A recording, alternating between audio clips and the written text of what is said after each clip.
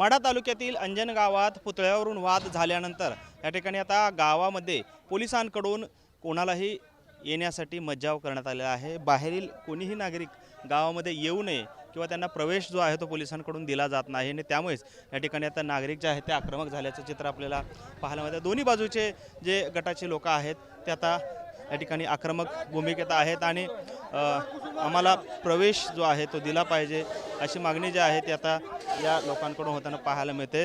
आपल्यासोबत काही नागरिक आहेत, काय नक्की भूमिका आहे? तुम्ही आता इथे पुन्हा एकदा जमलेले आहात, काय भूमिका आहे? अहो, शिवरायाचा महाराष्ट्र आहे हा।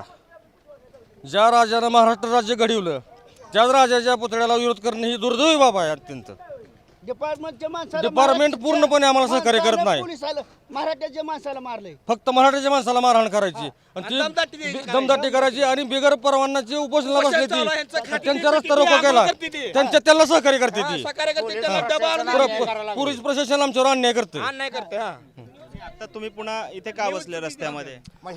रस्ता खुला करावा ना, पोरांचे पेपर चालू आहे, ते सर्वसामान्य पोरांचे विद्यार्थ्यांचे का नुकसान करायचे? पोलिसांचं काय म्हणणं आलं? हा, पोलिसांचं काय म्हणणं? दुजाभाव करतात पोलीस, काही जाणता लागू देत नाहीत। काय तुम्ही कशासाठी बसले? हे प्रशासनानं दबावपोटी 144 कलम लागू झाले म्हणते ती 144 कलम झाले तर 5 माणसावर थांबता येत नाही। ती हाके कालच्यापासून येऊन रस्त्यावर बसलाय रात्रभर। आमच्या विद्यार्थ्यांच्या गोरगरीब विद्यार्थ्यांचं शाळेचं नुकसान व्हायला लागले। नुकसान प्रशासन देणार आहे भरून? नाही ना देणार। रस्ता चालू करावा। आम्ही परवा दिवशी पुतळा काढायला आलो, खाली बसलो तर प्रशासनाने लाठीचार्ज केला। आज त्या हाक्यावर लाठीचार्ज का होत नाही? ही मला बुटा लाथा घातलेल्या डोळ्यावर तोंडावर, ही गोष्ट कधी विसरणार नाही। प्रशासन मूर्ख आहे, ताटाखालचं मांजर झाले सरकारच्या। त्याच्यामुळं तिथं आम्हाला न्याय भेटला पाहिजे आणि तिथलं हाके उठला पाहिजे। 2 दिवस हाक्याचं काय काम आहे? हाक्याचं काय काम आहे? त्यानं जायला पाहिजे। आमच्यातलं कोण आहे? हाके हाके हाके हाके वडापाव खाणार माणूस आहे। हाके एक मिनिट, हाके तिकडून येतोय, आमदारला मंत्रिमंडळाला शिवे देतोय, ते काय लय मोठा ही लागून गेला काय? हाके म्हणजे पेटवणारा माणूस आहे। आणि मुळात सांगायचं म्हणजे आमचे धनगर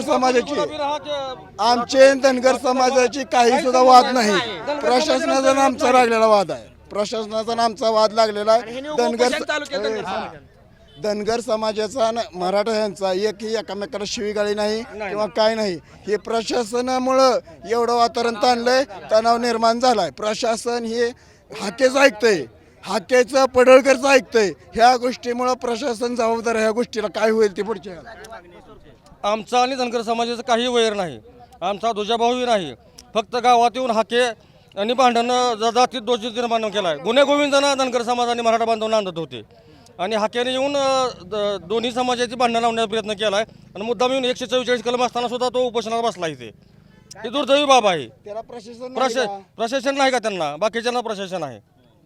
म्हणजे शिवाजी महाराजांचा एवढा महाराष्ट्र स्वराज्य घडवून काय उपयोग? मराठ्यांनाच अन्याय प्रशासन करते।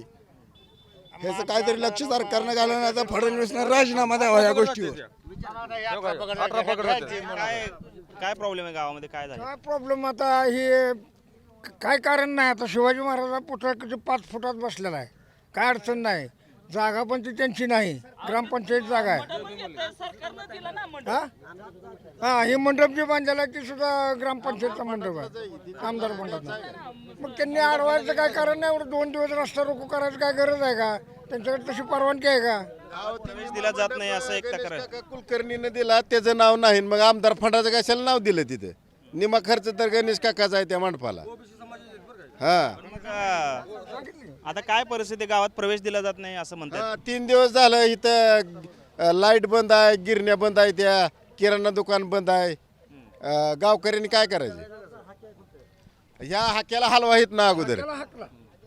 आपण पाहतो या ठिकाणी की हा रस्ता जो आहे तो त्यांनी बंद केलेला आहे आणि हा रस्ता खुला करावा, कारण विद्यार्थ्यांच्या परीक्षा आहेत, विद्यार्थ्यांना शाळेला जाण्यासाठी या ठिकाणी रस्ता बंद आहे। त्यामुळे विद्यार्थ्यांचे मोठ्या प्रमाणात हाल होत आहेत। त्यामुळे हे आंदोलन जे आहे ते बेकायदेशीरपणे सुरू आहे आणि आंदोलन तात्काळ या ठिकाणी उठवावं आणि लक्ष्मण हाके यांना गावातून बाहेर पाठवावं अशी मागणी जी आहे ती या ठिकाणी दुसऱ्या गटाकडून केली आपल्याला पाहायला मिळते।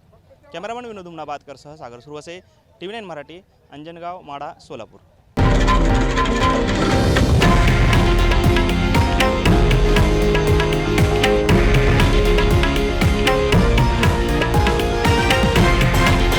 हे आहे देशातील नंबर 1 न्यूज नेटवर्क आणि आपण पाहत आहात TV9 मराठी, एकमेव.